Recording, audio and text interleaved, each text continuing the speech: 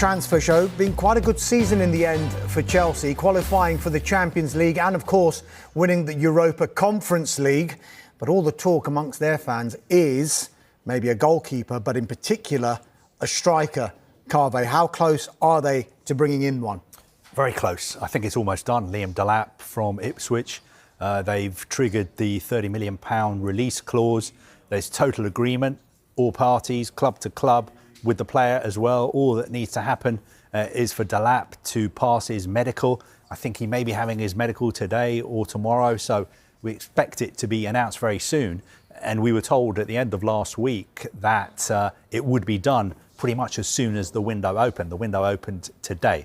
So Chelsea have got Liam Delap. Great deal for them, because I think almost half the Premier League wanted to sign him, and he's picked Chelsea because he really believes in what is happening at Chelsea at the moment. He's got relationships with key people at the club because he's worked with them before at Manchester City, and also they're in the Champions League. And he knows that Chelsea have got a very talented squad, but because they're playing in so many tournaments, you will get game time, and he will definitely get game time. And it's the one thing Chelsea fans have really been crying out for. They want an out-and-out striker, someone who's physical, someone who runs his heart out, somebody who gives everything for the team, someone who is also a lethal finisher. And let's hope Liam Delap can live up to their expectations. Yeah, and he certainly fits the profile for Chelsea. And this is an interesting stat we can show you now, because players under the age of 23 with 10 or more open play goals, he's second only to who could be a future teammate of his in Cole Palmer. So we could see Cole Palmer and Liam Delap in tandem at Stamford Bridge next season. But what could it all mean for someone who looks like he's the odd man out, and he arrived with such fanfare, didn't he, Christopher Nkunku? Yeah, it just hasn't really worked out for Christopher Nkunku at Chelsea. He almost left last January. Bayern Munich made an offer for him. That wasn't accepted.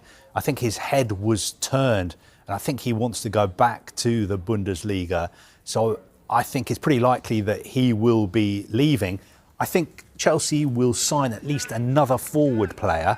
Now, it could be another number 9, somebody who plays through the middle, or, as well as that, they will sign another wide player, somebody to play on the left, probably somebody who is right-footed. They're looking at players like Jamie Gittins at Dortmund, Nico Williams, Garnacho at Manchester United. I was told they've got a list of 9 or 10 names.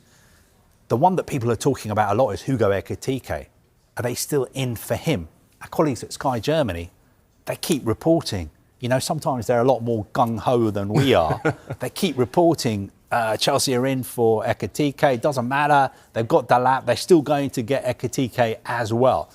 I'm not sure. I was kind of told that they are having a serious look at Ekitike, but can Ekitike play in other positions apart from just through the middle? And I think some of our stats people have had a look at his stats and his data, and I think predominantly he plays through the middle. I think a couple of times in his career he's played out wide. So I don't know whether Chelsea are looking at him and thinking he can play on the wide left, but we can use him through the middle as well, or if they're just thinking, no, we don't need another out-and-out striker, let's just focus on the wide player. Carver, you were talking about recruiting a player for Chelsea who could play on the left with a good right foot. Someone called Jadon Sancho, who they could buy, couldn't they? Yeah. I like the way you did that. No, I mean, Jadon Sancho, he had a really good end to the season. I think he started the final league game, that crucial game at Forest. He played in the conference final as well, scored. But it's a really, really complicated situation. I don't want to bore our viewers, but basically Chelsea took him on loan from Manchester United for the season. They've got an obligation to buy him for £25 million. They can get out of that obligation by giving United £5 million and sending him back to United. They would like him to stay, but for him to stay, he needs to sign a new contract. So they have to agree a new contract, and they won't be able to pay him what he's getting paid at the moment, because he's on big money at United. United are paying half of it. Chelsea are paying half of it as well. So does he need to take a pay cut if he wants to stay at Chelsea? Or can his advisors come to some kind of agreement with Manchester United, so Manchester United pay off the rest of his contract, which would compensate for him having to take a pay cut? I think it's a very complicated situation. I think it's touch and go whether he stays at Chelsea, but some very senior people at Chelsea would like him to stay, but he's got to fit into their wage structure. You say fit into their wage structure. Just very quickly, Kaveh, just explain that bit of compensation that Manchester United might get if he doesn't end up going to Chelsea.